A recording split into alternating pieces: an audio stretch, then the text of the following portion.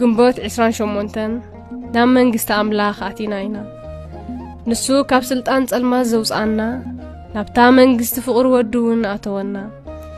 ቆሎሴ ምዕራፍ 1 ፍቅዲ 13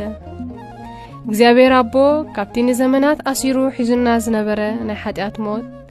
ወዱ ልኢኹ ሓራውፂካዩ ድሕሪ ደጊም ብጸልማት ኣይትእሰርን ኢኻ ብክርስቶስ አቢልካ ናብ ሓዳስ መንግስቲ ተሰጋጊርካ ኣለኻ ናብ ብርሃንን ፍቅርና ጽነትን ሎሚ ከም ሓደ ዝድሓንን ዝተበጀወን ሰብ ተመላለስ ጸሎት ጎይታ ካብ ጸልማት ስለ ዘድሓንካኒ እመስግነካ መዓልታዊ ብብርሃን ፍቅርኻ ክመላለስ ሓግዘኒ አሜን